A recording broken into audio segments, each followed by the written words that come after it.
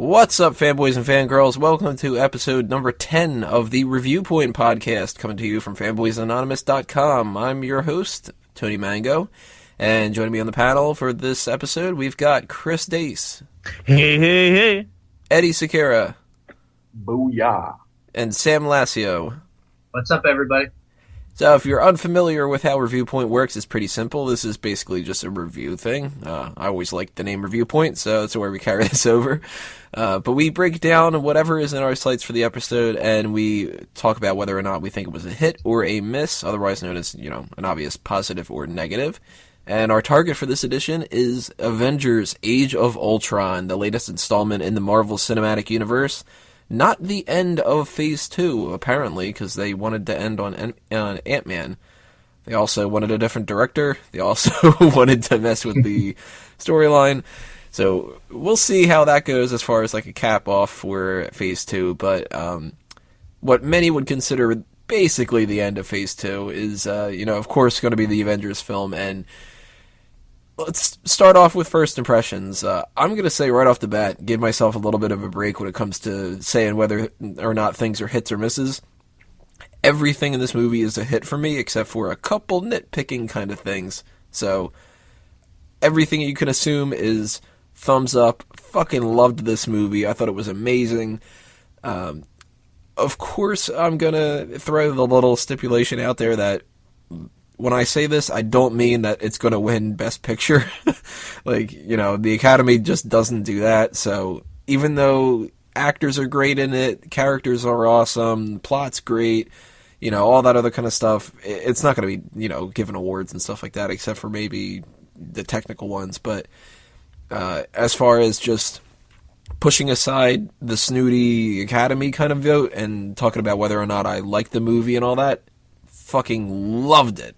I have so many positive things to say about this. What about you, Dace? What do you think? Overall impressions, you like it? Disappointed? I really liked it, but for whatever reason, when I walked out last night, I had a kind of empty feeling. I can't explain it. I had the exact same feeling, yeah. Yeah, I feel like I need to see it again, but at one point I felt like it drug on a little too long, too much comedy, and I don't know. It was just it wasn't the same feeling I had when I left the first Avengers. It is the longest movie out of all the Marvel films. I don't know by how much, but... No, it made sense. They had a lot to tell. But for whatever... Maybe I just build Ultron up so much in my head because of reading the comics that I walked away with yeah, it was a good movie, but just something's missing. I don't know what it is. And maybe it's because we saw it so late and I just need to watch it again. But it was not the same feeling I had when I walked out of the first Avengers. I got a feeling I know what's missing. They didn't finish Cap's sentence. Yes. Avengers. I did boo. After that. Yeah, you did. I'm sure that they did that on purpose. They were just kind of you know what we should do? We should just cut this off at the very end. Fuck these guys.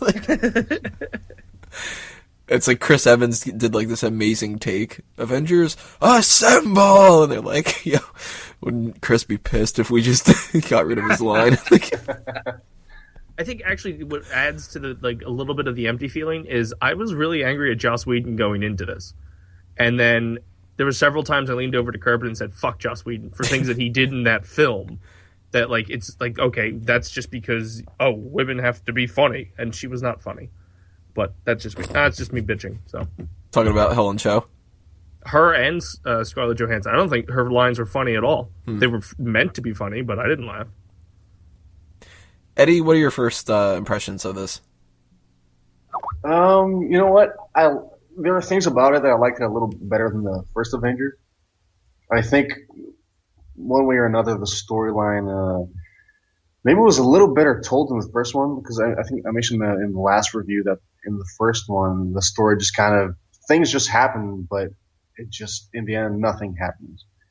And here, at least, you kind of get this, you go more in depth, like you see Hawkeye's house and stuff like that. I mean, they're just hanging out, and at one point they're having drinks and just, it was good to see a more humane side rather than, everybody's action locked and loaded, ready to fire.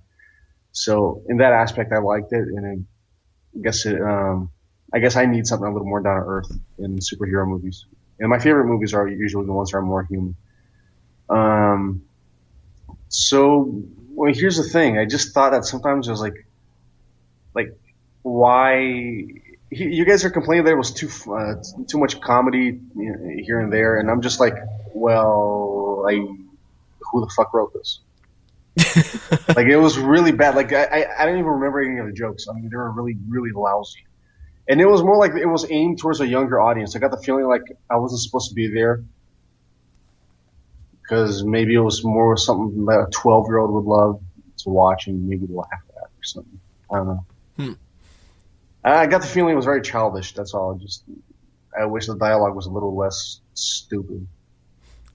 So, Sam, what about you? What are your first impressions of this? Are you on a more positive note? I am, but I'm really agreeing with Dace, where it's like I walked out not knowing how I felt about the movie. It wasn't a difference between I liked it or I didn't like it. It was, did I really like it? Did I kind of like it? Did I love it? Like, I can't really tell. And that has to do with a lot of things, like some that were just like I couldn't wrap my head around.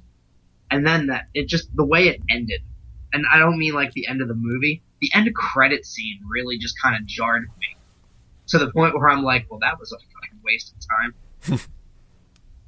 That was a little disappointing. We'll talk about that in a few minutes when we start breaking down characters and stuff. We are also joined by Mr. Sean Walker. What's up, Sean?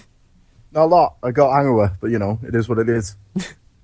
So what are your first impressions of this, Sean? You watched this, I think, earlier than everybody here. But yeah, because I live in the UK, because I watched it on day of release. So you've had a little bit of time to sit and stew and stuff. Are you, fan of it? Disappointed?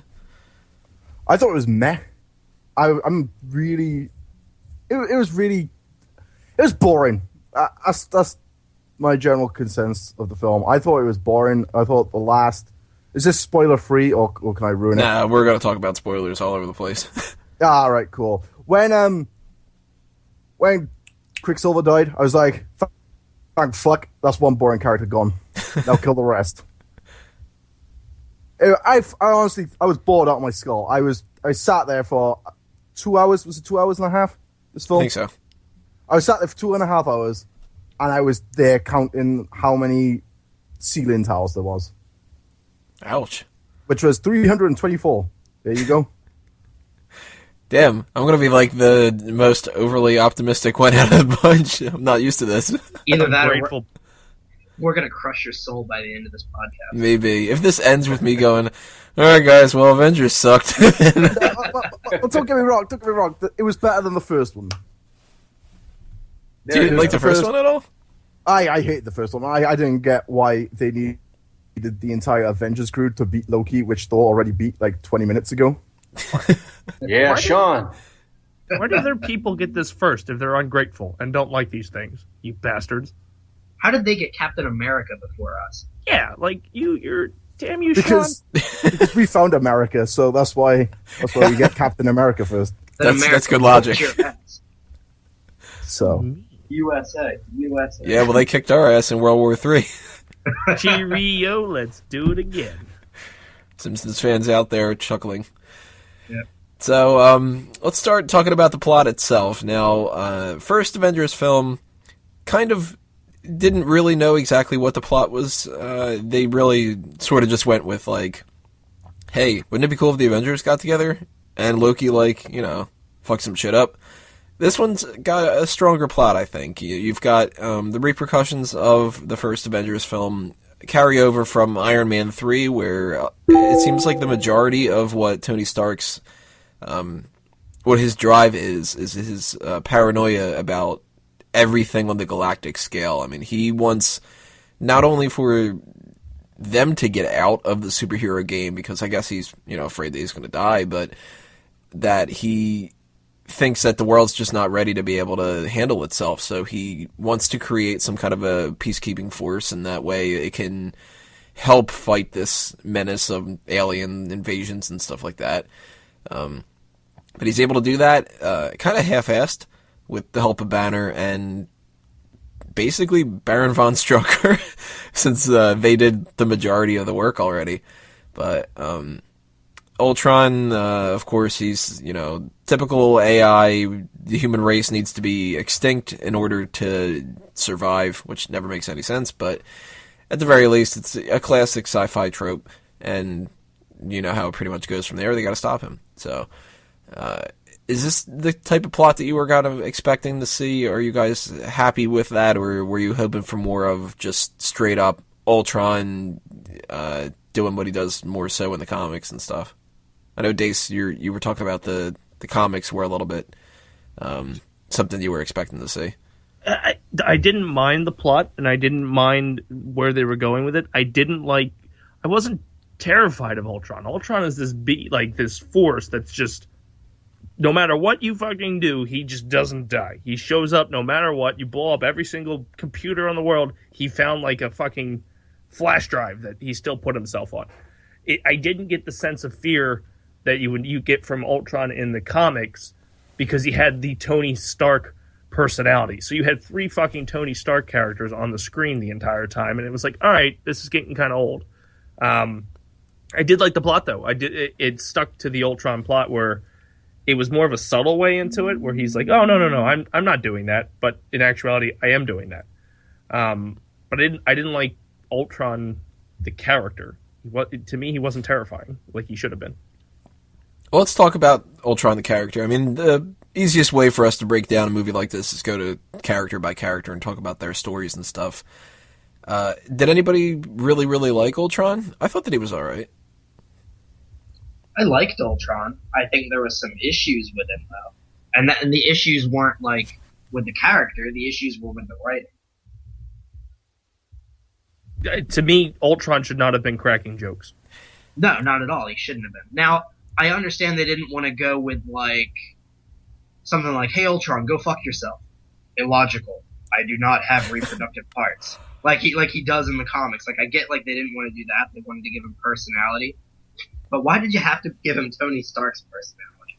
Yeah, give him his own. I mean, he like the first out of the gate, he goes after Jarvis. So, like, obviously he does not like that type of personality. You know what this reminded me of? Nuclear Man from Superman 4: The Quest of Peace. That's what this film reminded me of. That's why I don't like it. Blasphemy. That movie's garbage. You gotta admit, there's similar, similarities between the two characters, though. Yeah, I like that part in Age of Ultron where they fight on the moon. They would have fought on the moon if it wasn't for Hawkeye being a pansy and can be able to breathe in space. Don't even get me started on Hawkeye. Hawkeye had a good showing. But yeah, it just reminded me of, like, the whole, Ultron had similar traits to Tony Stark, whereas Nuclear Man had similar traits to fucking Lex Luthor, That's why I don't like it. Yeah, I mean, I can agree with you guys. I think that Ultron didn't need to be cracking the jokes and stuff like that. Some of them, I think, were justified, though. Some of them even were funny, but, like, he was too witty. He was too funny. Mm-hmm. He was arguably, he was too human. Yeah, I'm not saying that I didn't laugh at his jokes. Ultron should have been scarier. It was just Loki as a robot. Yeah, it's not the kind of thing you would expect to come out of a Infinity Stone, right? Like, you think like something pure evil and totally like non-human and something alienating and whatever. No, you get Tony Stark, like, evil version. It's weird. And even fucking Jarvis started cracking jokes not Jarvis, Vision. As soon as he became a thing, he started cracking. Yeah, what the fuck was up with that? Like, I was like, dude, chill. Well, Jarvis always cracks jokes. Yeah, but which made sense, but it's dry humor. Yeah, and it's Tony Stark's programmable humor that he put in there, so that makes sense. I think it makes a lot more sense for Vision to do that than Ultron. But even with Ultron, you can sort of make the extension that Stark is working on it. So, Stark did that for Vision, and he did it for Jarvis, and he did it for Friday, because now we have a new interface. Which is I Irish. I don't know what nationality she is, but last night after we went to see the film, I purposely went through and I was just like, I'm going to try to find out as much information as I possibly can about, like, Easter eggs and stuff. And and looking up things that I wasn't sure if it was a reference or not to the comics, Friday apparently is. I didn't know this, but in the 616 universe, he does eventually create an AI called Friday, and it's this like kind of childish female who's like kind of a play on the word Girl Friday, or the phrase Girl Friday, like your secretary, your assistant kind of thing. So that's where they got that from there, and I didn't notice this during the film, but of course, you know, people on like Wikipedia and stuff, they just hunt these kind of things down. One of the alternatives for replacing Jarvis with Friday was Jocasta, and Jocasta is the second offshoot of Ultron. Yeah, like he creates like a wife for himself. Yeah, based off of Wasp. Yeah. Which is creepy as all hell, because Wasp is his mom, technically. Right. And it's like, you know what I want for a wife? Mom. So they might go with Jocasta in the future. Maybe they're going to keep Friday around. I don't know if I'm 100% sure on keeping Friday's voice. It's a little bit grating compared to Jarvis. Mm-hmm. Yeah, is this going to be a theme now where every time Tony Stark is in a Marvel movie, he's going to quit being Iron Man at the end? I don't think he quit this time. He was just kind of like, yeah, I'm just going to kind of go do my own thing now again. I kind of took that as him going, okay, Cap, you're going to do the Avengers Academy. I'm going to go do something else, and you're going to hate it in a few months. Yeah, I felt like they shouldn't have been friends at the end. Yeah, Or at least they should have been a little mad at each other, like not such buddy-buddy. Yeah. That threw Like, me hey, off a little bit. Yeah, like, hey, Stark, you just created this, like, robot that almost killed everything. I'll see you later, man. But that hammer, though, you're in agreement with God. me that it's fine, right? Although I guess they didn't want to end it too dark. Yeah. It would have been more realistic that way. So we talked about Ultron a little bit. Let's keep the discussion about Vision going. Vision is a character that I am not the biggest fan of in the world. Vision starts getting into like the more fantasy kind of stuff than a lot of the things that I like in certain comics. Like, I guess I should specify it more so. Vision's cool. I don't like really the idea that Vision eventually has kids with Scarlet Witch. Like, Scarlet Witch... She makes them, though. Yeah, but her involvement in Vision is kind of odd. It's interesting, and it's something that I would definitely want to see them do in the future, because, you know, it's the comics, why not? There were subtle little things. Like, I was really happy when they announced that Vision was going to be a part of this, because I was hoping that Jarvis would turn into Vision at some point, and I actually liked Vision in this. I liked him more than I thought I was going to. The only thing I don't like about it is I don't like how he picked up Mjolnir. Yeah, that bothered me. I actually like that. What's the justification for why he's worthy, though? Because he's a pure. machine. Well, no, But he's I took it as he's pure. Like, the Mind Stone gives him his own mind, and he's worthy because he's a pure being. He has no corruption. He's like he said, he's on the side of life. That's a good point. There is the Mind Stone. I guess then fucking Odin's just kind of like, yo, you got the Mind Stone, I ain't fucking with you. I would And have the guy was like liked to have he was only like born like 20 minutes beforehand, so you know what was he got to be impure about? Like Yeah, I would 20 have minutes liked into to his have life. seen, Oh, I'll save the planet. I got one thing that he'd be impure about when he picks up Scarlet Witch at the end, and he's just kind of like, yo, totes gonna bang. I had wished that at some point in the final fight, though, we would have seen Cap use the hammer. Mm-hmm. Like, make that thing in the beginning a hint that at the end he's going to be able to do it. I'm holding out hope that happens in Infinity War. Yeah. Because he does move it. Yeah, that was the part where I thought it was really funny because Thor's face goes like, "Oh fuck." No, you gotta be fucking kidding me. Okay, he didn't move it? Up until then, I thought the comedy in the movie was alright. That's the point where it was still good. Yeah. See, I don't know. I don't think that the comedy was that offensive. I laughed at It's all not the jokes. offensive. It's just Well, not childish offensive as in fuck. like, the Michael Richards kind of way or something, but like It was cheesy. That's why you like this, Odin. maybe it is. But I laughed at that stuff. I mean, Ultron's jokes didn't land 100%, and I couldn't even tell they were jokes. Dace, you mentioned beforehand Black Widow. You didn't like her jokes. Do you remember any offhand that really just made you kind of groan? Anytime she referenced being a woman, it was just like, oh, you gotta pick up after you boys all the time? Fuck you. If you didn't pick up after them, you'd have no part in this fucking team. Piss off. But you know what? It wasn't just the jokes. There was some dialogue, especially in the end. There was one that I was cringing. It was between her and Nick Fury, and apparently he's like handing something to her and saying, "You can't always win when whatever." And then she retorts or something like, "Indeed, but you can always find a meaning in whatever." And then he replies with like, "Yes, but it takes one to know one," or something like that. And I'm like, God, stop it. Yeah, to me, she's It just was an really action bad. I don't star. remember I forgot what they said, but it was lame as shit. Yeah, to me, she's just an action star. She's the best when she's not talking and she's just beating people up. She looks Yeah, good. looking hot. She looks pretty badass when she does it. But when she had, I did not care about her and Banner at all. Thank you, sir. Thank you. I didn't. I liked it. I didn't It made no sense at all. until one part, and that was the thing that justified it to me, and that was her revelation that she's sterile.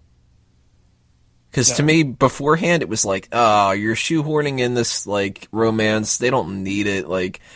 And you look at, you got, there's a part where Helen Cho's like, oh, is Thor going to be there? Everybody goes nuts over Thor. And you got Captain America, who's supposed to be, the perfect fucking person in the world. And Tony Stark, the most charismatic person and stuff. And it does sort of make sense a little bit,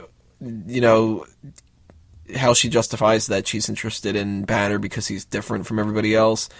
But at the same time, it's like, Banner's just like a wimp. And Well, I did like her one argument that she said to him, he's the guy who avoids the fight because he knows he's going to win. Yeah, I appreciated that line of dialogue to kind of back it up, but it didn't really become anything worth a damn to me until she mentioned the whole sterile thing, and you really think you're the only monster on the team and stuff, and then I was like, alright, now I buy it, but with the specification that I don't want to see it continue.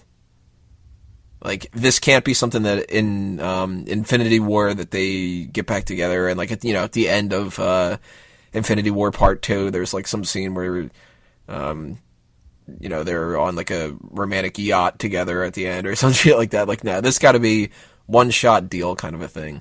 Sort of like how she was pretty flirtatious with Cap in Winter Soldier. I like Winter Soldier. What do you mean up close? Yeah. I think Jeremy Renner said it best in an interview. He called her a slut. Yeah. And then got in trouble for it. Mm-hmm. Meanwhile, he's got 3 kids, I think. Yeah. Actually, shit, let's talk about that. We're going to bounce around a lot here. Why not?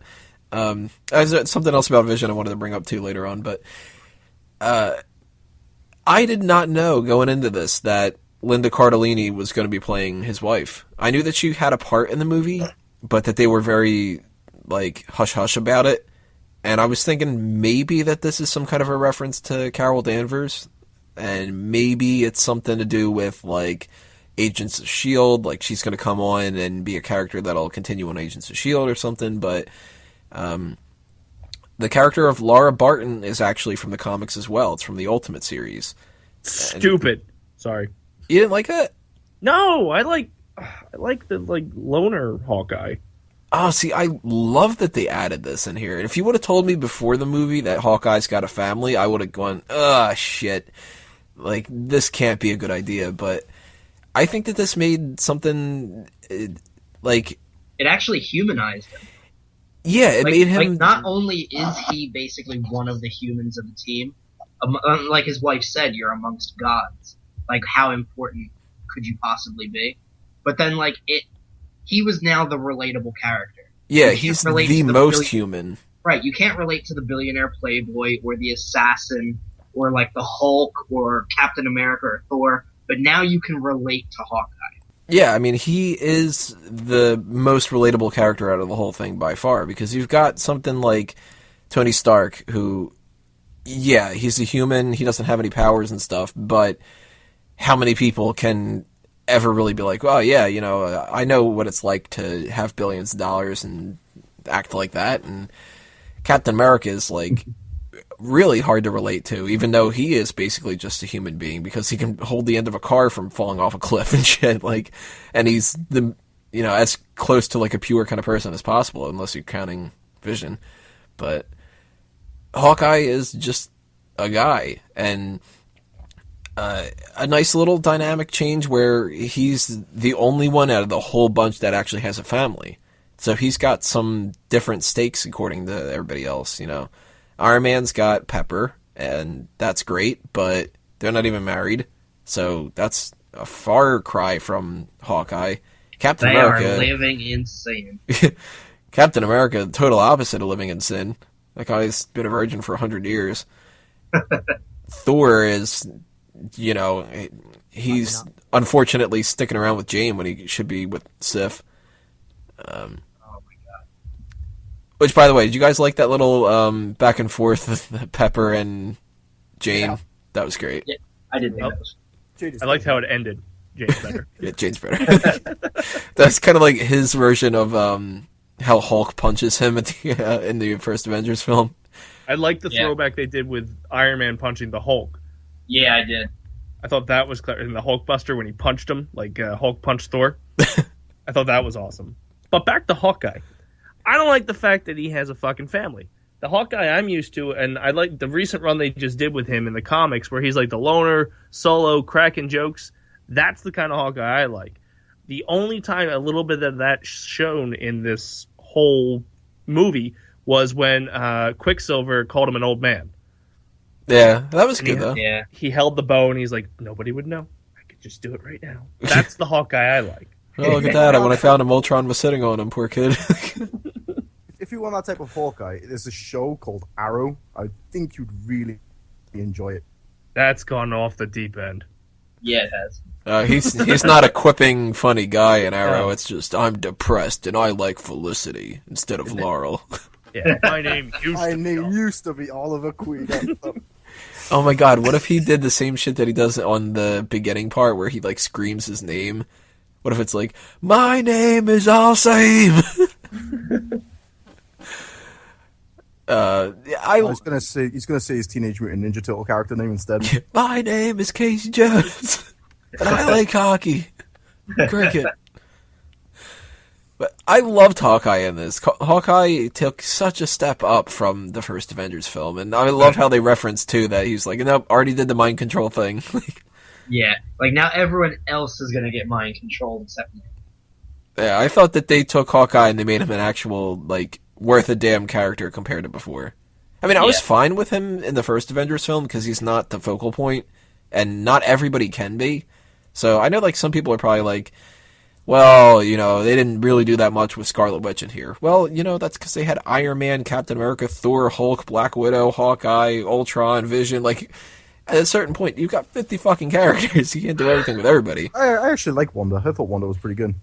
Yeah, see, I think that they balanced out Quicksilver. all the characters for the most part. Like, the only person that I think maybe got shafted a little bit is the fact that we didn't get any kind of cameos from the Agents of S.H.I.E.L.D. people. Yeah, like, the fuck? Sorry. Like, I would have really appreciated, and that's one of my only misses here, and it's, you know, it's nitpicking, but that Avengers Academy kind of thing that they had at the end, that would have been really cool if, like, the shot of all the people, like, you could hear in the background, they're all kind of doing, like, the military marching kind of thing. If some of them were, like, I don't know, Fitz and Gemma, or Sky, or hell, bring fucking Agent Ward in, because he's the man. Yeah, I think they got shafted big time. And I really think it's because Joss is a whiny little bitch. The reason why none of these characters were in this film is because nobody actually watches Agents of S.H.I.E.L.D. That's better this season. I haven't seen it since the second half of season 2 started back up. They're I haven't not seen in it it because Joss the is first a I've ever whiny watched bitch. You guys gotta watch it. It's good. good. They got I like it. fucking Mockingbird in there. Yeah, why wasn't she in it, at least? Yeah, she and Mac and Hunter and stuff like that. Like, that would have been a really cool shot if they would have done that, and I think that would have boosted up the episodes that are coming in the future. Was it 2, I think?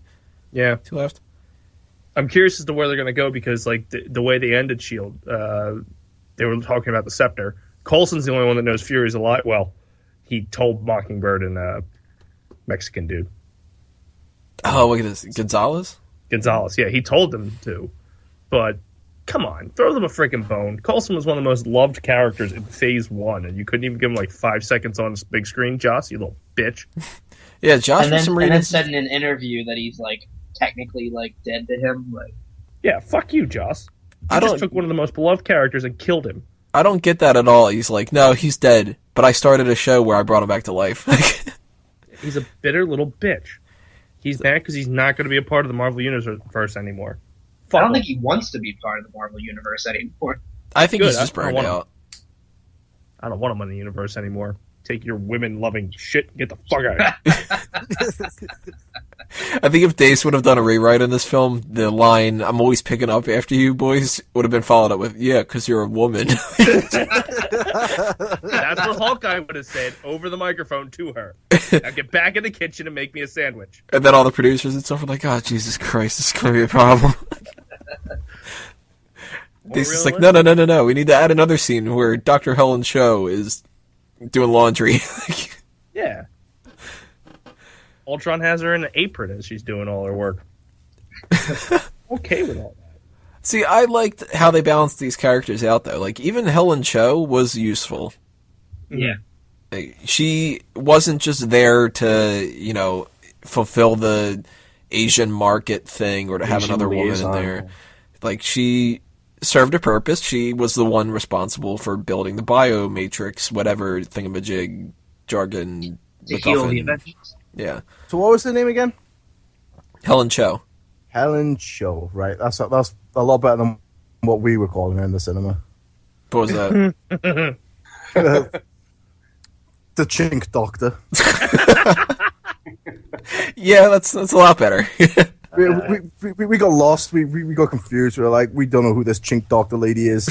Let's just get on with the fucking action. Come on, I want to see Hulk get his ass kicked by Iron Man. I would like to go on record and say that I do not support the views of Sean Walker on this podcast. Again, Marvel, you give these people the movie first. It's not fair.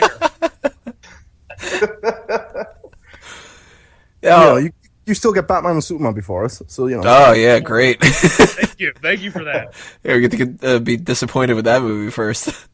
Spoiler alert: he sucks as Lex Luthor. We save you guys money. Awesome, that's great. But I would have liked a reference to Amadeus Cho. That would have been kind of cool. By playing Rock Me Amadeus. Or just like her mention like a son or something. When she said that she couldn't afford to go to parties and stuff, I was hoping that the line afterward would have been like, I've got a son, I got to watch out for him, I got a busy job, But instead it was just kind of want to bang Thor. So I'll go. Amadeus. I know he's got a girlfriend, but I'm still going to try to hit that. Yeah, I'm going to pull the Sif method. Well, you know what they say? Once you go chink, there ain't going back. Was it once you try chink, Chinese? She's Korean. Oh, She's not even Chinese. they're all the same, though, I mean. So wait, why did they get when the movie Dace said- first? when Dace said you were British and you corrected him that you're Welsh, and now we're talking about Chinese and Korean being exactly the same. Well, Cho was actually a Chinese name, if I'm not mistaken. I don't know. I don't actually care at this point. My bad. Now I'm just sad. Joe is Korean. Okay, yeah, that's true. My bad. I thought that... Can I hit my long list of things that were wrong with this movie now? Are they about Helen Cho? Can I clear something out of the way before you start? Yeah. Okay, here's the thing. Remember how the Incredible Hulk had this bogus Portuguese and Brazilian reality going on? You're going to bring that back up? Here's the thing. Marvel, how much they spent on this movie? $250 million. Like $50. Hey, Coopin. Yeah, budget $279.9 million. All right. Couldn't they have hired an actress that could actually pull off an Eastern accent? Like there was the Scarlet Witch, whatever her real name is, the twin. The hot Olsen. Yeah, there you go, the Olsen. Yeah, the Yeah, younger one Olsen. without the drug problems. Wanda Maximoff. There you go. There's a line in the movie where I'm like, this is exactly why I can't take these movies seriously. Because she goes like, okay, I just have to hold them off as, I just have to hold them. Yeah, I know exactly what line you're talking about. Off. When she's talking to Quicksilver at the end, and she tells him to go, you know. She spoke good English, and then off. Yeah. Like her accent was so like. Hey, let's get a pizza in Brooklyn. Hey. Yeah, there you go. Like, hey, we're Sokovian. Hey, the guy was okay. The guy was okay. What are you retarded? Like. But here's the thing. The Scarlet Witch was one of the Olsen twins. No, not twin. She's a younger sister of the twins. Oh. Yeah, she learned from her older sisters what not to do. Oh. Yeah. Yeah. So here's the thing. When you're in Korea looking at Dr. Chink, Dr. Cho, she, she's walking in the hallway going, why would brother and sister who are from Krakovia or wherever they're from, Sokovia, some made-up nation, and why would they not speak in whatever Sokovian language, which is probably just some Slavic offshoot of Serbian or something? Well, I think they made it easier for everybody, and they just no. Then why is a Korean speaking Korean? I want to know. Because Korea is actually a real place that you can go to. Because they wanted to make sure that if anybody complained about the movie, that it wouldn't be an issue of race, Sean. I have no issue with it. Yeah, you do. We just ain't no worry anymore, so we call it Dr. Chink. At least speak Russian. I know it's not a real country, but come on, man. Slavic languages are similar. You don't have to necessarily. I'll agree with you. I don't think speaking Russian would have been that hard. I think Mickey Rourke just made it look hard. At least he had a proper English, totally weird English accent when he did it. My boy. He sounded Russian for real. Not like. Too. Is it just me, or was there a lot of jabs in this movie towards not even jabs, but references that at least I made up in my head? When Ultron lifted the city, I thought Asteroid M, and the entire time I thought they were from Latveria, and I just wanted Doom to walk out. I can see that. Okay. I think that this could have been the MCU version of Latveria. Yeah, it really felt like it was, and that castle was one step away from being Doom's castle. Yeah. I didn't get that feeling. Maybe my version of Latveria is different. I kind of picture more of a Denmark. Well, what country? I thought Liberia. What'd you say? Latveria. Dr. Liberia. Oh. Yeah, those countries are based off of Romania and Czech Republic. That kind of weird. That kind of hybrid. They want gothic stuff, but they want weird peasant gypsy stuff at the same time. Yeah, I don't think although this is one of my negatives, I put this in the Making the Grade review that I did on the website. One miss that I have is there's only two looks in the whole film.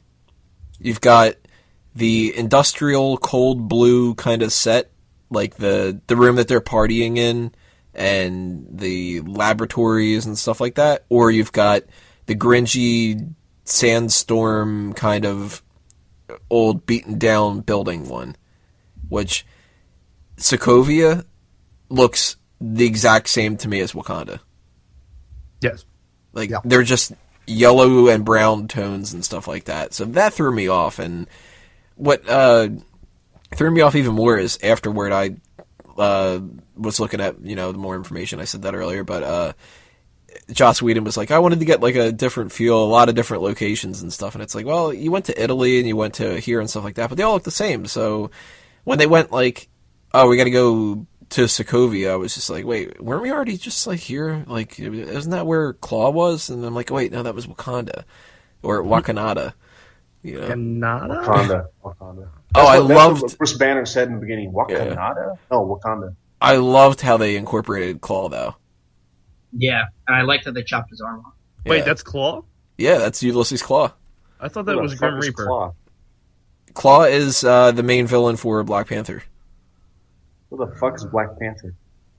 He's one that Sean's going to get confused about.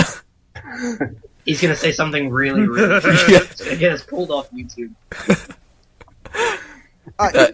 Right. I knew exactly what was going on when Sean, stop talking. cut off, right? It was the Easter egg of the Star Wars, alright? It's the Star Wars Easter egg. Alright? I did my research before I went, right? I was looking out for a guy to get his arm chopped off. Because apparently they've done it in every Phase 2 film. Yeah, So- I think that's hilarious. The thing that threw me off about this film, right, when Tony said about the two looks, right, I honestly thought he was on about Mark Ruffalo's facial expressions. Because that look's only got two looks. Bring Out back of- Edward goddamn Norton, you cunts! Out of every actor in the whole thing, definitely I'm still just not on board with Ruffalo's Banner. No, it's terrible. It should And be they did a everyone's lot thing. of him.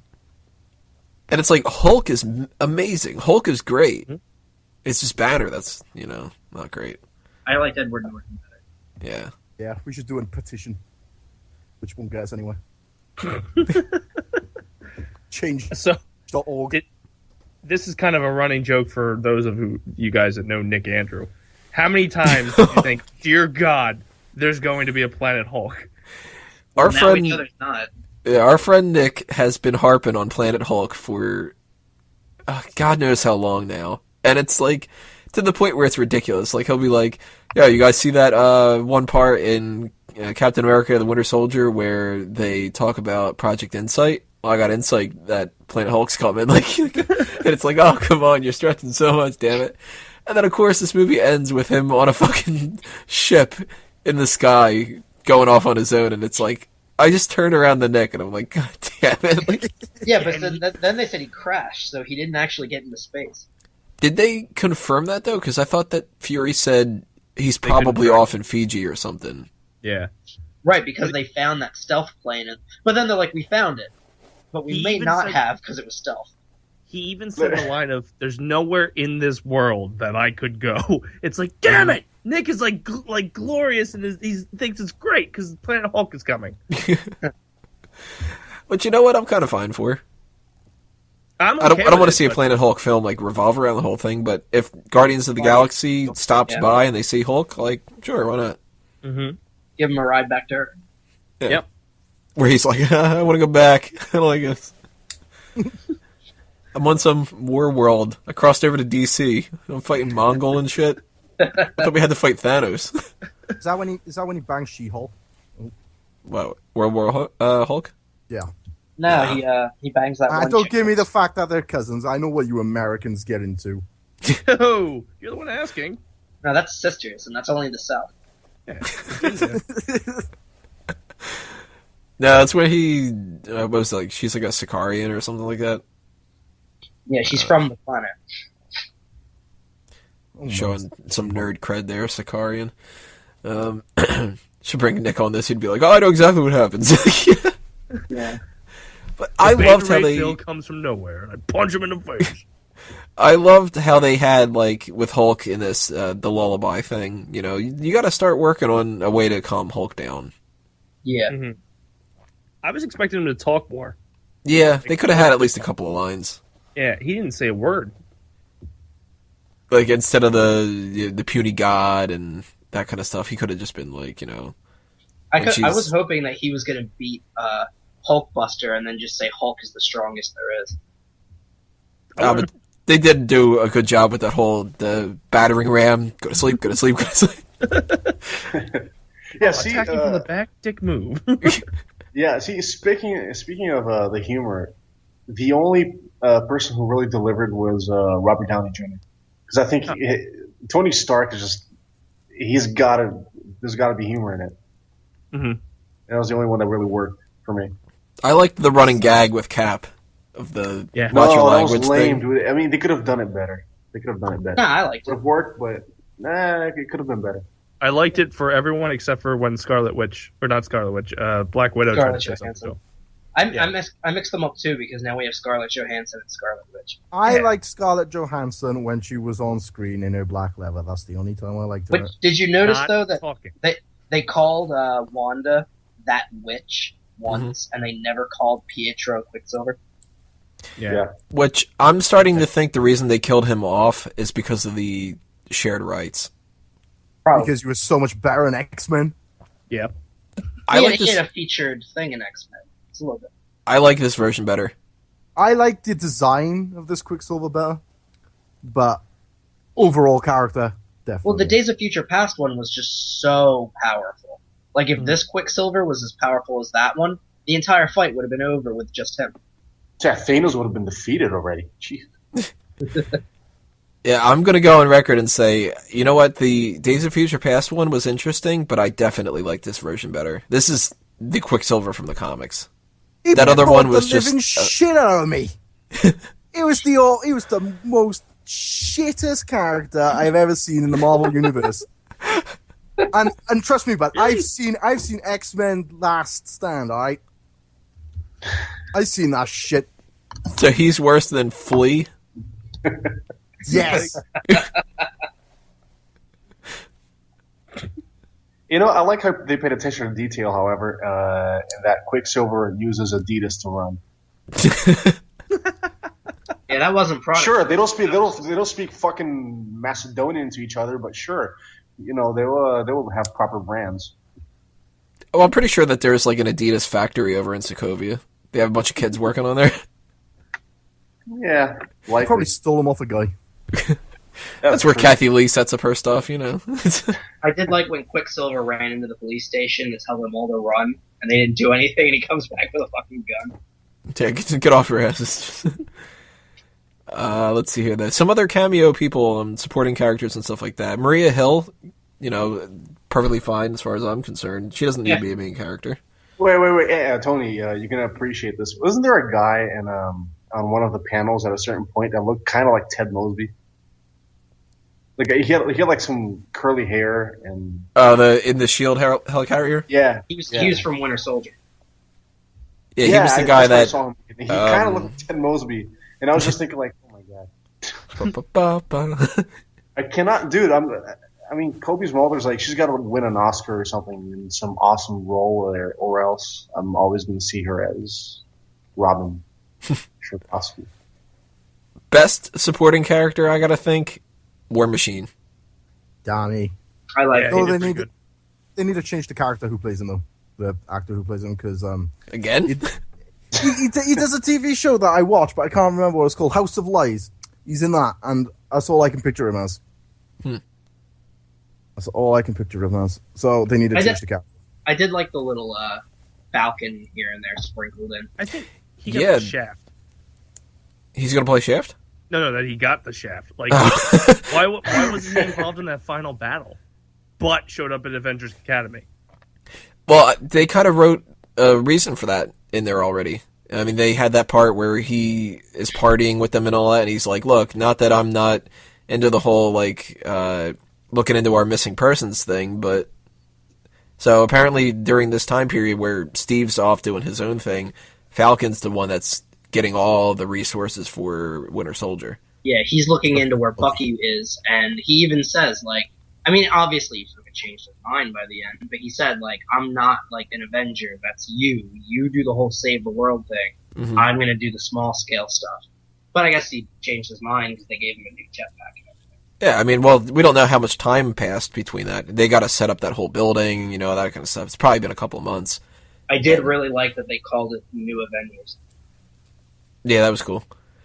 But I liked how they did that, too. They did a really good job, I think, in this film of making it seem like this is a world that these people actually live in, and it's not just like, we were able to get this character, so we threw him in there. Like, War Machine, you know, he is hanging around in the party. He should be doing that, because he's Tony Stark's best friend. And when it comes down to, we've got the helicarrier and stuff, of course you've got War Machine there, because he's about as close as, like, what they could get for another Avenger as you can possibly get. And they went back to the War Machine thing because Iron Patriot, you know, it's got, like, a tainted version of it now. And, like, that was fucking great. Like, I did not expect to see War Machine pop up in the end there, and I was legitimately just, like, ecstatic to see that. Just like, yes, because this is something that would happen in the comics. Like, if there's one thing that I can say is the reason why I love this movie as much as I do, it's because it felt like watching a movie representation of a comic book. Yeah, like there's like no limitations in this film. We went to Asgard for a quick shot of Heimdall talking about Ragnarok, and Thor's looking at the future with the fucking Infinity Stones. They clarified the Infinity Stones. We've got a good reason for how Vision exists in the Mind Gem, and fucking Captain America slightly picking up Mjolnir. Like, this is such a geeky movie that I could see why it would alienate some people. Like, there's probably going to be casual fans that went into this and they were just like, oh, this wasn't as fun as the first Avengers or something. But for, you know, I mean, this is Fanboys Anonymous. We're fanboys. Like, I went into this and I was just like, I want to see cameos abound, and even the fact that, like, they went with the right name for Hawkeye's wife. Like, it pisses me off to no end if a movie can do a cameo and they don't. And they do that in so many of them, like Man of Steel. Perfect example. They're like, we've got this Brainiac thing that does everything that Brainiac does. I mean, you know, it's like a nanotech thing, and it's a codex for the whole Krypton, and it's got these tentacles. Let's not call it Brainiac. That drives me nuts, and this film was just like, no, we're gonna fucking do that, because why wouldn't Ulysses Claw be the one with the vibranium? Why wouldn't Thor be in the position that he's in, where he could just call up Eric Selvig, which should have fucking killed him. Me and Kerbin specifically leaned forward and stared at Tony the entire time Selvig was on the screen.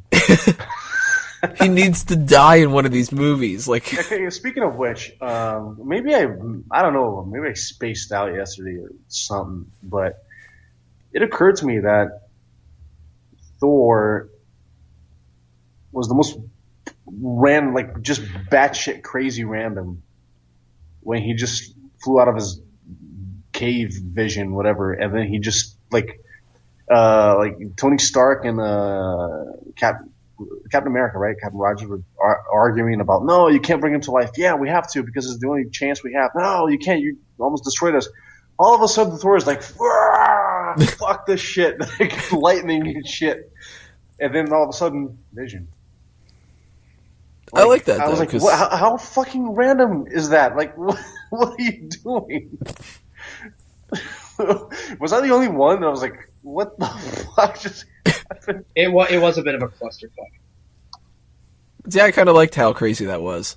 No, like, what's the reason? Like, dude, like, it's too random. It made no sense at all. Like, I'm sure Thor had a great idea over what the Infinity Stone was and what was inside and stuff, but hint at something that he's about to do it, you know, like have a flash, like, oh, I know what to do with the Infinity Stone. It contains the whatever, something. It doesn't have to be that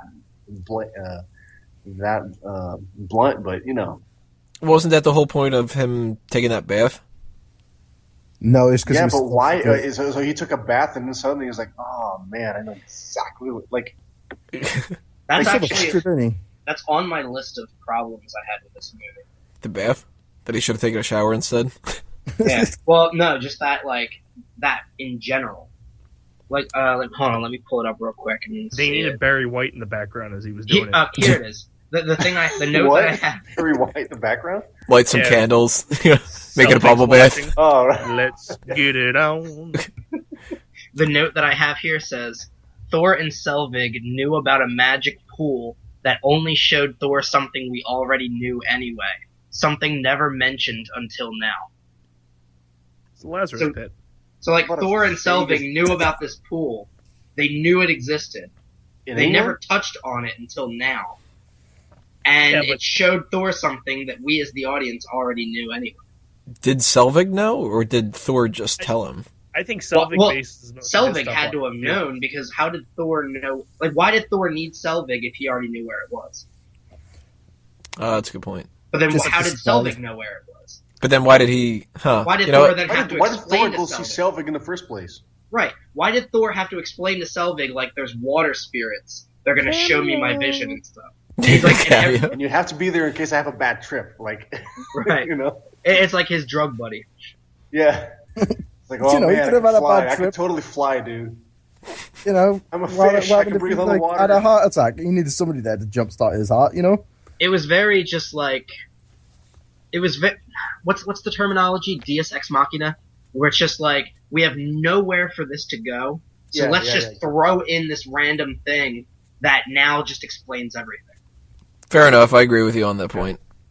But maybe- Like, when you intentionally kill someone for no particular. Well, no, you put the characters in. You put the characters against a wall where like nothing is now going to further the plot.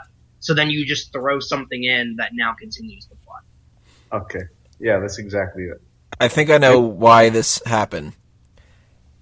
He doesn't go for Sif because Jane's better in his mind. Mm-hmm. But what if Selvig is better than Jane?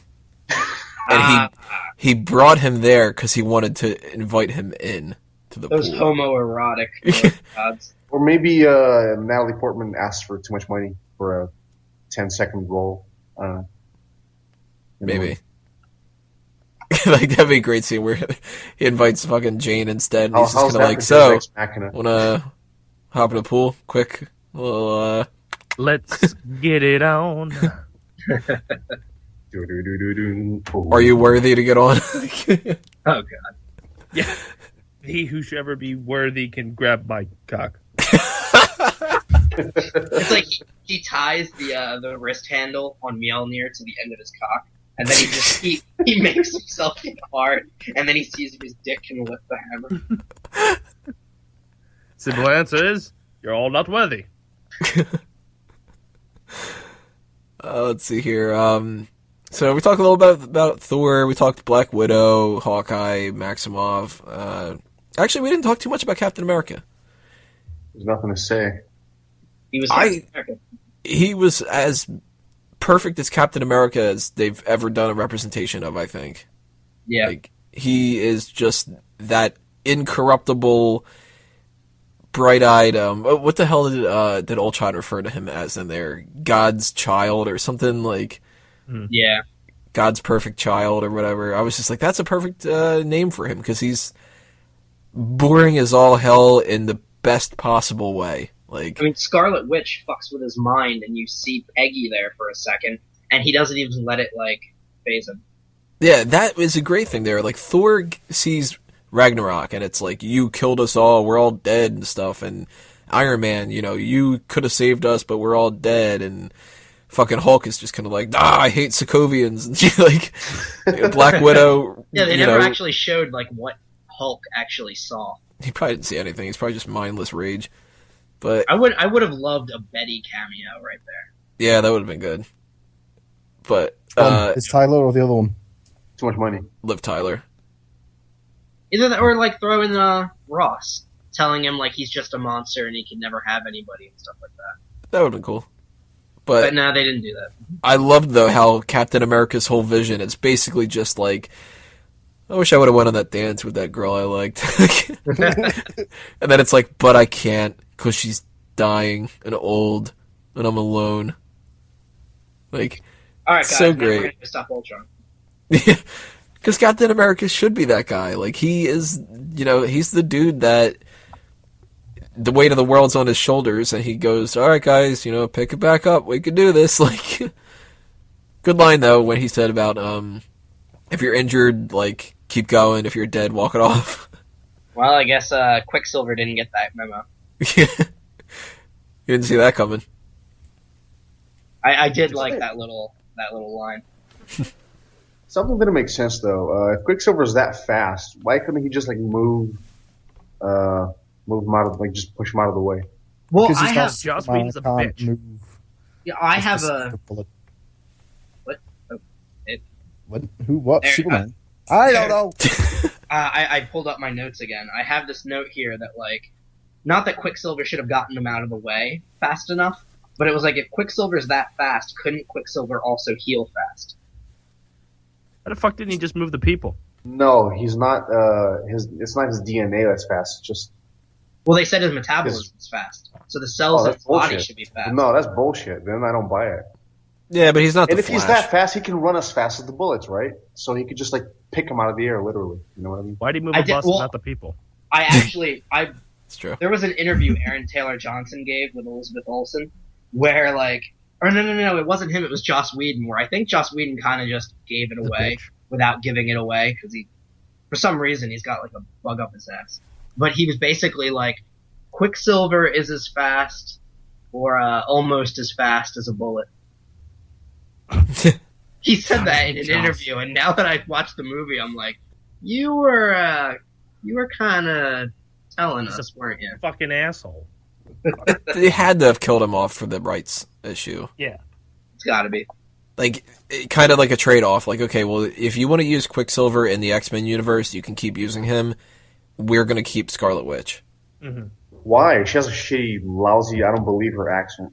Because she's more important to, like, the story. You know, she'll be with Vision. She's got different powers, you know, like... I think in the comics, Quicksilver leaves before her when it comes to the Avengers. I think I so. could see He's that. like, yeah. I could see that. I was hoping that they wouldn't kill him off, though, because I was hoping he would have some kind of tie to the Inhumans, since he's gone through the Terrigen Mist before, and he They never married called somebody. him. They never called either of the twins Inhumans once. They never alluded to it or anything. No, they made the right choice. They didn't have to. miracles just- and volunteers. Yeah. Yeah, but they also never explained why so many people died in the experiments, but they lived. Because they weren't contracted to be in the movie. Also never explained how everybody speaks English in that country. Here's a miss, though, on top of killing Quicksilver to me. They shouldn't have killed Strucker. Yeah, that was a complete. That's blow-off. also on my list of problems. Like, maybe that actor didn't want to be a part of, like, you know, some 8-figure contract thing or something like that, but it would have been cool to see him in Agents of S.H.I.E.L.D. at the very least. Like, Strucker is a main character in the comics. He's not somebody to just write off. Like, they've got Dr. List right now, and it's like, who the fuck's Dr. List? And, you know, they got, like, Bakshi and whatever, and you can get rid of these guys, but Strucker is, like, the guy. I do like that they're going to use Zemo in Civil War. Yeah, I do like that. So maybe Zemo takes his place. Maybe that's why they needed to get him out of the way. I don't know. Yeah. He had like 15 minutes in the entire Marvel universe. And Right, it was like, him just giving up. He was teased in Civil War over a year ago now. And you're thinking, like, wow, he's going to be like this huge thing in the movie. And then he's dead. Yep. Unless it's Photoshop. He is a computer. Ultron sitting there. Oh man, that rap tool didn't work right. Or maybe he used MS Paint. I'm just saying, people who use MS Paint are pretty talented. I could see him using GIMP. He hired a hipster to do it, and that's why it said peace in blood. He went on Fiverr. Yeah, because how could like a robot write peace and blood on the wall without it being all like fucked up? They don't have smooth skin like a human. Ultron does. I mean, Vision does. Yeah, he wasn't around yet. Yeah, like Maybe I'm just saying, Strucker's still alive. Hashtag Maybe he Strucker. did do it, and it's actually the time gem. He went back in time and did it. Yeah, that's where it is. Oh, speaking of the gems and stuff like that, we do have to mention the mid-credit sequence. Which, all right, here's a miss. What no sequence? end credit sequence. They should have done something. They could have, you know, if the end credit sequence of Thor: The Dark World is just that creature running around, you could have put something in for Avengers. You could have taken. you after I told you. It happens You so could have fucking taken a scene from Spider-Man and just had him swinging through New York, and I would have went ape shit. Even if it was the same scene I already seen before. No, I got it. I know exactly what they should have done. They should have got, like, Captain America, or Steve Rogers, whatever, walking down the hallway in Avengers headquarters, and then some intern, no, I think he's looking at some documents or something, and he goes like, damn it. And then some intern walks by and goes, language. Yeah, that would have been like Yeah, perfect. That would have been funny. Then that would have been funny. Then that joke that's played throughout the whole movie would have been funny. Yeah, I would have been totally on board with that. That would have been hilarious. Or they could have built something up towards Ant-Man, because Ant-Man's gonna suck. Ant-Man is not going to suck, dude. I got a lot I of was faith in so happy to see Ant-Man. I have, like, so little faith that that's gonna be great. That seems like it's such a cop-out to me. It's got Paul Rudd in it. How can it be bad? Maybe it's gonna be funny, you know, like maybe like how Deadpool's gonna be funny in a good way, in a really good way. I think it's gonna be really annoying hearing Douglas keep saying Scott. Scott! You're a good guy, Scott! And they even go like back to the 60s when he was talking to Peggy Carter and Howard Stark. And they're going to be like, so Hank, what are you working on? Scott. What? Scott. It's like, hey, what's your favorite paper towels? Scott! Oh, really? Mine's, do you like brawny paper towels? Scott. Just have that for the end credit sequence. It's fucking Michael Douglas saying Scott at the camera. It's just like a, you know, the kind of like confessional booth that they do in like reality shows and stuff. And it's like, you got the little blip like, bloop. All right, Michael, you know, do you want to tell anybody anything about the upcoming Ant-Man film? Scott said it. Scott. They're like, oh fuck, why do we pay this guy so much money? But I would have liked to see some kind of an Ant-Man thing at the end, you know, maybe just have like a bunch of ants and a quick CGI shot of, like Dace is saying, you got the Spider-Man swing through, maybe the shot is like an ant hill, a bunch of ants are climbing it, and then for one quick second, there is Scat on top of them, you know, and Scott's just riding it, like... Here's the thing, I have a theory that, I think that out of all the Marvel heroes they could have possibly done, they picked Ant-Man because I think there was probably a dare between producers or something. Like, I dare you to make this movie if you're wrong about this. Okay, I totally fucking do it. And it's like, oh shit, I'm wrong. Oh man, I gotta make an Ant-Man movie now. It's like years and years ago when they were trying to figure out, they're like, we gotta do Thor, we gotta do Cap. What else can we do? And somebody's like, how about Ant-Man? And I'm like, all right, let's put that down. Wait a minute, we can't actually do that. What do you mean we can't do that? We gotta do that. We've also got that movie with the tree and the fucking raccoon. If we can pull that shit off, we can pull off Ant-Man. No, but dude, Guardians of the Galaxy had room for... It was a good open canvas to do stuff. Ant-Man's kind of weird. It's very restrictive. I don't know. It's just... Still haven't seen Guardians of the Galaxy. You still haven't seen that? No. Oh, man. Dude, that movie's blasphemy. fucking You gotta watch these movies. And you gotta watch Agents of S.H.I.E.L.D. And apparently you gotta watch Agent Carter, which is Did you even kind of fucking watch Age of Ultron? Yes, I did. All right, then tell me... I kind of fell asleep during Who's the villain in Age of Ultron? Now, if you want to ask Sean a question to figure out if he watched the movie, what's the name of the doctor? Let's see if we can figure this one out. You know what? Here's a note here. We've been talking a lot about characters and stuff, but the music. I know that Eddie's going to have stuff about this, but I was nervous as all hell that they weren't going to be doing the same theme from the first one, because a lot of sequels do this, and I have no idea why, but sequels back in the day, they used to keep the themes, and now it seems like the trend is to just redo it completely and to get rid of it. Sometimes that's better, sometimes it's worse, but a couple examples I can think of. Amazing Spider-Man had James Horner. Amazing Spider-Man 2 had Hans Zimmer. Now, the main theme for Amazing Spider-Man 2, I think, is definitely better. But then they got all that weird dubstep shit. But not even close to the same theme. Spider-Man 3 didn't have Danny Elfman in it, so they didn't really keep the same theme going. They tried to, like, do a knockoff. The X-Men movies are all over the fucking place, and thankfully John Ottman was able to come back with Days of Future Past and do the theme from X-Men 2, which was like as close as possible you could get to the animated series one, which is just amazing. It's the best one ever. But, you know, they had that whole da-da-da-da-da, and it's like, oh my god, a theme I can recognize. People they underestimate how a theme can make a big difference. You know, the James Bond theme is in every Bond film, and whenever the James Bond theme comes up in an action sequence, it's awesome because it's the fucking Bond theme. The Godfather theme is iconic because it's in all of the Godfather movies. Say that's a fucking Man of Steel. Fucking pricks.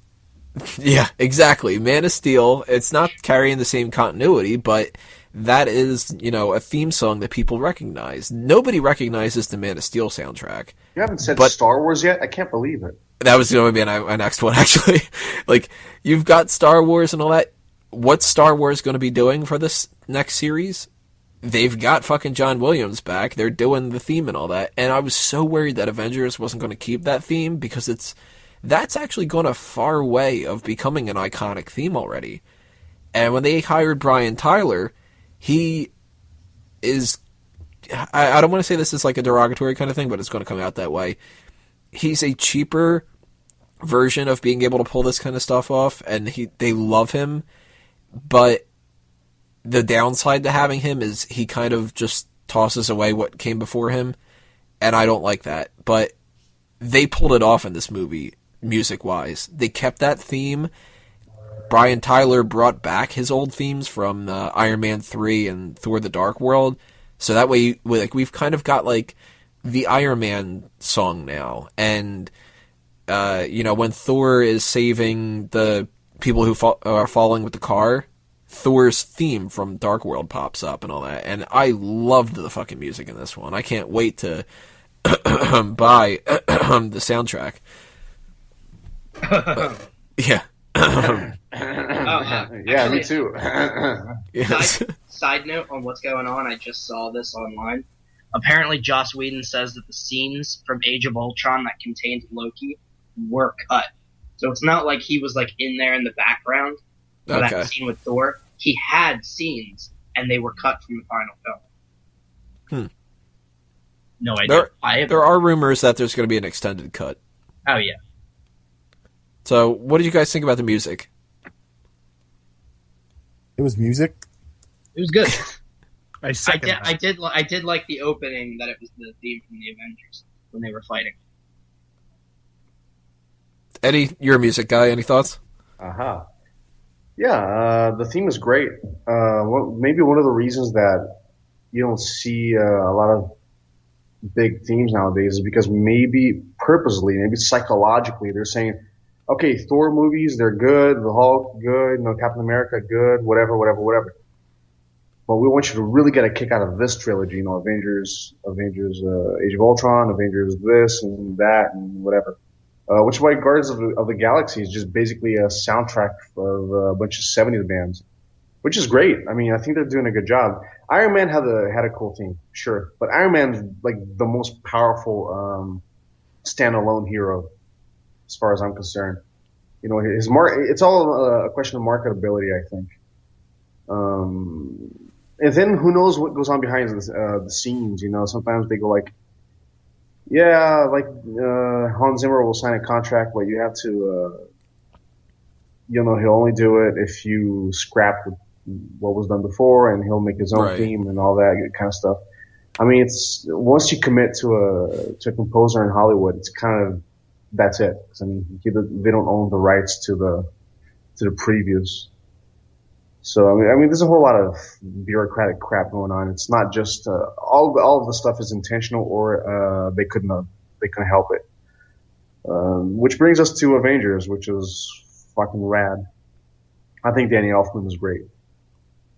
Yeah, I'm curious what his additions ended up being. I wonder if they'll ever actually break that down on the yeah, no, Blu-ray or I something. totally do. Here's a problem though. Hollywood's becoming so okay, this is the standard and you got to do it. It's becoming very homogenous. You can't really tell what's going on. I mean, whose theme is this? Whose theme is that? The personality is kind of disappearing with the great, perfect, crisp production and all that. And besides, nowadays, I think every major Hollywood movie records in Hans Zimmer studios, anyways. So that's why you're going to get the same kind of sound, I'm pretty sure John Williams is not doing that. That's why sometimes you get some composers where you can totally hear the difference. And with Star Wars, I'm pretty sure I don't know, he's probably not going to record in the Hans Zimmer studio. So, Sam, you said you got some random notes here. Let's plow through some of those and then eventually wrap this all up. What are some things that we didn't talk about that you had down, if there are any? All right, so the notes that I have here are either anything that took me out of the movie temporarily that just felt jarring to me, or just anything that I couldn't wrap my own head around as far as like making sense to the plot. So if I mention something we already talked about, I won't go into detail at all. First thing I got, opening fight scene is a bitch in 3D. That thing was giving me a headache. The way that they cut that like opening fight scene, I couldn't like follow things sometimes. Yeah, I can see that. I'm assuming the problem was the 3D and not the movie. The title card felt thrown in. Like all this, you're just like movie, Avengers, Age of Ultron. It didn't feel like there was any build up. Like, you know how in a movie you can feel it building and then title? This just kind of felt like, okay, Stark picks up Loki's scepter. Avengers. I didn't really get that. Yeah. They mention others like the twins, but they're never seen or explained. That these two were just the most powerful they faced, but they have faced mutated humans. The Iron Legion bot that Ultron controlled that took the scepter looked really fake. Like the CGI was really bad. When Ultron was born, he basically thinks for a couple seconds and then just goes, I think I'll kill all humans. He's Bender. Like, he just, like, there was no lead up. There was no rationale. It's just, I'm born. Hey, What baby. is this world? Kill all Wow, humans. humans suck. I'm gonna destroy them. Yeah, but he's a supercomputer. He should be able to think faster like that. It just felt really jarring. And they did show you that he was like looking up like YouTube clips and stuff. If you click around YouTube long enough, you want to kill all humans. Yeah. Tony pulls name Ultron out of his ass because comics. Yeah, I did. No reason for Stark to actually call him Ultron. He just decides to do that because that's his name in the comics. Well, why does he call himself Iron Man? Because other people called him Iron Man. Oh, that's true. Like their name. He's witty. No. Tony Stark is witty. He's humorous, and it's like, what's his name? Ultron. Whatever. Come out of his ass. What's the one that he makes in the comics? Isn't it Ultimo? Not Dace, sure you might know that. Servo. So was Arsenal. Maybe it's all of them. Yeah. There's an alien AI inside of Loki's scepter, inside the Mind Stone. How? Why? What the fuck? Like, why is it there? Who put it there? Like, what is it doing? Why does it took exist? that as not as much alien computer artificial intelligence and more like, I guess like a blueprint universal intelligence.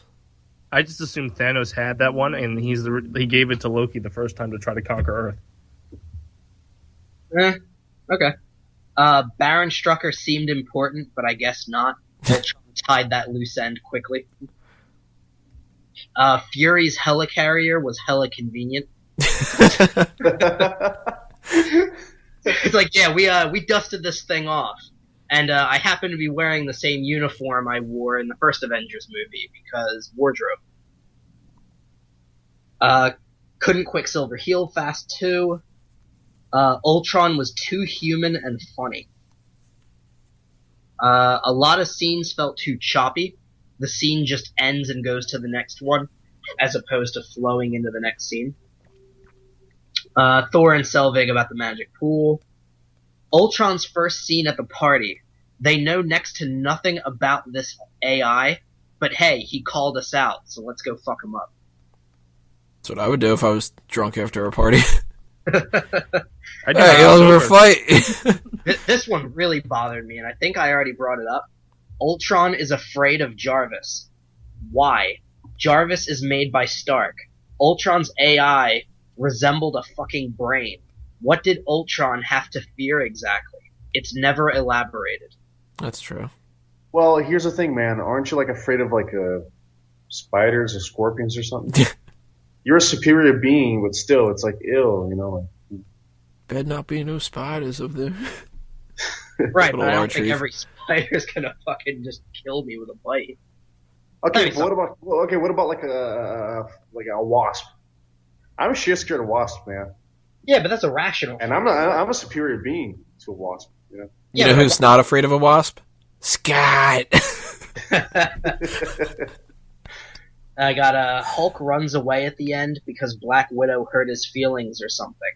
Yeah, he fucking Oh, yeah, that- pouted, little bitch.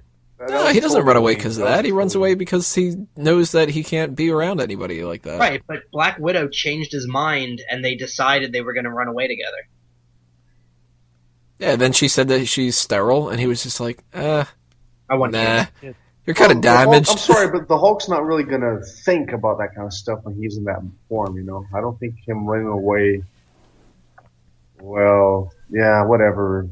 It works. What if there's a deleted scene where he stops being the Hulk and he's turning back into Banner and he's like, the fuck am I doing on this ship? And he just crashes into Fiji. Oh my god, I forgot how to fly this thing. End credit scene fucking sucked. It was like 7 seconds. It was quick. They didn't explain, like, we saw the Infinity Gauntlet in Thor. Like, everybody knows it was just an Easter egg. But it's, like, so established as an Easter egg now that how he got it from Asgard, they never go into detail about that. And he just says, I'm going to do it myself. Do what yourself? Like, you mean from the first Avengers movie? Like, Wipers failed on ass alien with that invasion? gauntlet. Did, like, you know about Ultron and, like, he failed and now you're going to do it yourself? Like, are you talking about the Guardians? Because the Guardians were the fuck last Ronan. ones. Yeah, like, is this about Ronan? Like what exactly? Like, no explanation. None No, whatsoever. it's dude. No, hang on. It's implied that obviously he's going to try to take over Earth.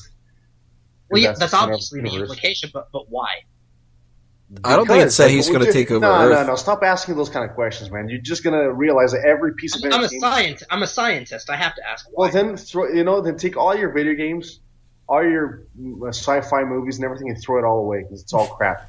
Like, Well, take a follow take a logical- simple concept like Diablo, okay? Like the The game fuck is a Diablo. Diablo? Why is Diablo evil? For no fucking reason. Like, they have no reason to do this. And if you have to analyze, the only reason that any man, it's not even an analysis. anthropologically speaking, anthropology, right? The only I don't- reason a person will be evil is because of bad, like a poor psychological foundation. I don't like my two-dimensional villains. I don't like Malekith. I But don't that's like. exactly. I'm evil for the sake of- Everybody's two-dimensional in these movies and these games and everything else. Like, they're evil for no fucking reason.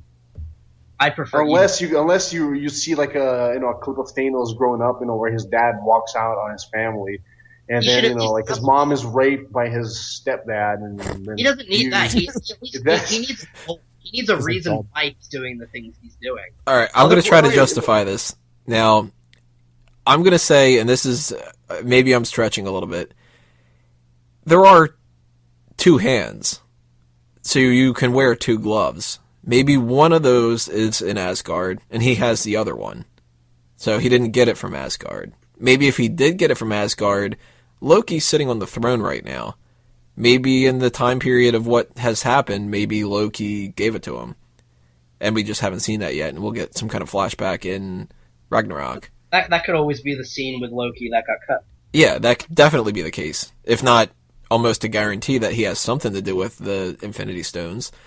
As far as when he says, fine, I'll do it myself, I took that as meaning Thanos is lazy. He is the type of character that, like, he can get everything done, but he succeeds when he tries. And I mean, in the comics, he, fucks up the entire universe.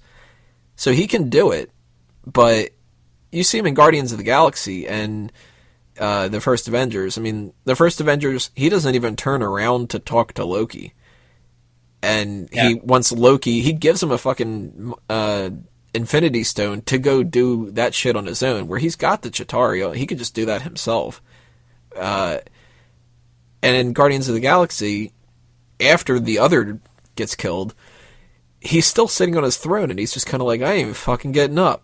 Like, I think that actually, I like that though. There's nothing scarier than a bad guy who is so badass that he is just sitting the whole time, because then once he gets up, Yeah. shit's gonna go down. Which, that's why he's like, fine then, I'll just fucking do it myself, because if anybody else can't do it, I'm just gonna come through and I could do this with the snap of my fingers, and you guys are fucking idiots, so, Daddy'll step in, he'll just fuck up the universe, because you guys suck. I got one more point on my list and then a side note. My last point is something Dace brought up. Hulk never said anything. And that was just disappointing. Like, he just grunted the entire time. You're always expecting Hulk to have, like, that one line or something like that. But he never got anything. And then my side note. Vision has the Mind Stone. He's fucked for Infinity War. Good. Should be some casualties. Yeah, in order for them to actually use the Infinity Gauntlet, they're gonna have to rip it out of his head, so... You're So let's forgetting go- the most important point. What's that? Mark Ruffalo fucking sucks dick. You know what? I guess. For some reason, I thought he was really scruffy looking in this one. So Oh, let's Like, go he looked around the really table tired, here. Like he didn't sleep at all or something. I don't know. Let's go around the table here. Final thoughts. Is the movie, if you have to boil it down, is it a hit or a miss? Going to go in reverse from earlier. Sean? I think it's really good, considering I'm not a Marvel guy, I'm more of a DC guy. But Mark Ruffalo needs to go kill himself. Jesus. He tried that. He put a bullet, and the other guy spit it out. Edward Norton needs to come back, goddammit. Sam, is Age of Ultron hit or miss? Age of Ultron is definitely a hit. Eddie? Yeah. What the hell? It's a hit. Dace? Hit. Goddamn right it is a hit. And Can I just tell you what the one part I thought was really uber lame? It was like at the climax of the battle in whatever the country's name is, Sokovia. There's this part where they're all in this central place where it's like the pivot of the universe or something, the cathedral, whatever. And they're all fighting, and then the music comes by, da, da, da, da, and they're all together like fighting. It felt like such a Power Rangers moment. It felt Nothing so wrong with Power lame. Rangers. go No, the but it felt Avengers. really lame, like the kind of thing a kid would get excited about. Like, cool. I was just thinking they're going like, my God, what the fuck? It's supposed to be cool, but it turned out really lame. It felt so lame. Like Thor, like with his hammer, then you see like Quicksilver running around, and then the Hulk smashing and shit. All together, everybody together. Kind of lame. I love this movie. I think a second viewing is going to be possibly even more fun. I don't know. But this is as nerdy as you can possibly get, which to me is a huge, huge thumbs up. Let's talk about some plugs here. Anybody want to throw out some plugs here? Dace, go first. Check out the Dace Man Show Wednesday nights live, 8 p.m. Eastern on megapowersradio.com. That's all I got. Sam? You can catch me writing for fanboysanonymous.com and on Science 101 on Facebook. Eddie?